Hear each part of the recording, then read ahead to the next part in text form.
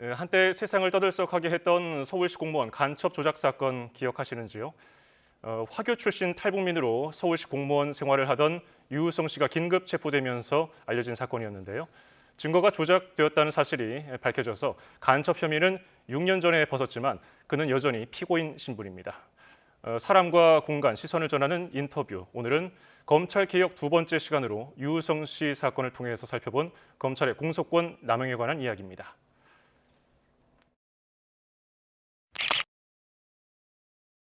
유우성은 화교 출신 탈북민이다.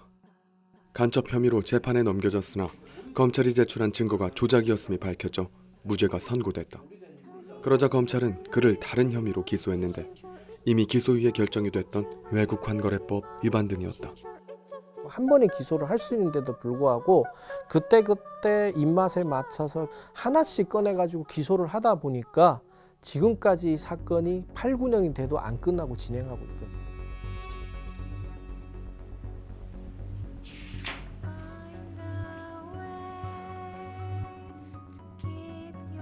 검사가 현재 사건을 기소한 것은 통상적이거나 적정한 소추 재량권 행사라고 보기 어려운 바 어떠한 의도가 있다고 보여지므로 공소권을 자의적으로 행사한 것으로 위법하다고 평가함이 상당하다. 주문, 이 사건 공소사실 중 외국환거래법 위반에 대한 공소를 기각한다. 국정원하고 검찰이 특히 많은 비난을 받았습니다. 그러자 그 옛날에 기소를 유예했던 외국환거래법을 직접적인 조사도 하지 않고 기소를 해버린 거예요. 여기에 대해서 재판부가 이것은 보복의 의도를 가진 공소권 남용이다 이렇게 이제 판결을 했습니다. 공소권 남용을 인정한 경우도 극히 드문데 어떤 의도가 있었다고 판결문에 적시한 것은 최초다. 이에 대해 검찰은 탈북자 단체의 별개 고발에 의한 수사였고 추가로 발견된 사실이 있어 공소 제기가 불가피하였으므로 상고심에서 합리적 판결이 나올 것으로 기대한다는 입장을 밝혔다. 공소권 남용이 법에 규정되어 있지는 않지만 학계에선 다음 5가지 유형을 제시한다. 동시에 기소해야 할 사건을 일부 누락시켰다가 재판 결과를 보고 추가 기소하는 경우, 수사 과정에 중대한 위법이 있는데 기소하는 경우, 기소 유예하는 것이 타당한 사건을 기소하는 경우, 같은 죄를 지은 사람 중 일부만 기소하는 경우, 혐의가 없는데 기소하는 경우 등이다. 유우성 사례는 몇 가지나 해당될까? 유우성 간첩 조작 사건은 동생의 진술에서 시작됐다. 국정원이 동생 유가료를 불법으로 가두고 신문하는 과정에서 가혹행위와 회유를 통해 유우성이 북한 보위부에 탈북자 명단을 넘긴 간첩이란 진술을 받아냈다. 당시는 국정원의 18대 대선 개입 의혹이 증폭되던 시기다.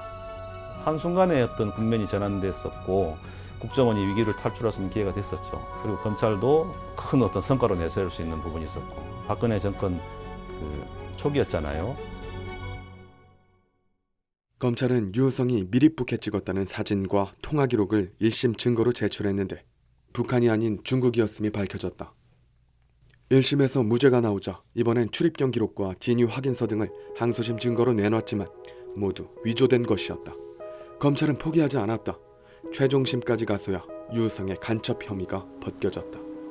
이 사건은 저희 여동생 유가료를 불법으로 구금해 있었고 구타와 해유라든가 이런 온갖 이제 하지 말아야 될 불법을 저지르면서 검찰과 국정원이 같이 이제 어떤 출입경 기록이라든가 진술서까지 조작해서 간첩을 만들렸던 사건입니다.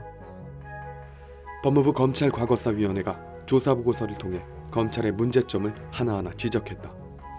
유가료가 진술 번복을 못하도록 변호인 접견을 막았고 1심 공판 과정에서 유우성에게 유리한 자료들은 의도적으로 은폐하거나 누락시켰으며 항소심 과정에서도 증거가 조작임을 검증하지 않았거나 알면서도 묵인했을 가능성이 있다. 또한 그가 간첩이라는 탈북민들 진술은 추측성이 대부분이었고 보상이 뒤따랐기에 허위일 수 있는데도 의심하지 않았다. 명백한 인권 침해였기에 후폭풍이 예상됐지만 몇몇 국정원 관계자들만 처벌받았을 뿐 검찰 쪽은 아무도 기소되지 않았다. 담당 검사 2명은 정직 1개월의 내부 징계만 받고 부장검사로 승진했다. 당시 국정원장은 대국민 사과를 했으나 검찰총장은 하지 않았다. 사과는 5년이 지났어야 이루어졌다. 그러는 사이 두 검사는 대형 법무법인으로 자리를 옮겼다. 공직자로서 행했던 업무에 대해 나와서 개인적 입장을 밝히는 건 적절치 않다고 생각합니다. 추가 기소 사건은 대법원에 5년째 계류 중이다. 보통 짧으면 수개월, 길어도 1, 2년 안엔 결론이 나오는데 늦어지고 있다. 대법원도 공소권 남용을 인정한 경우는 거의 없다. 무죄가 밝혀져도 피해자들한테 배상하는 걸로 사실은 끝나거든요.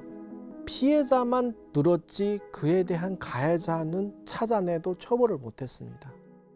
일반적인 국민들한테는 일생에 한 번은 있을까 말까 한 사고인데 공정하고 객관적으로 하지 않고 어떤 외부적 영향이라든지 내부적 이익에 의해서 다르게 판단해버리면 불공정하게 대우를 받을 수 있는 일이 반드시 생기거든요. 그건 남의 문제가 아니고 바로 자신의 문제고 우리 주변의 문제거든요. 유호성이 국가를 상대로 제기한 손배소에서 일부 승소했다. 동생을 감금하고 폭행, 협박했다는 국정원 직원들에 대한 재판도 진행 중이다. 물론 그의 모든 혐의가 무죄는 아니다. 국적 관련은 유죄 판결을 받았다.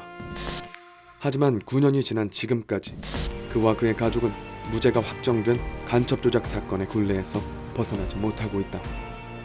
법은 아직 공소권 남용을 규정하지 않았다.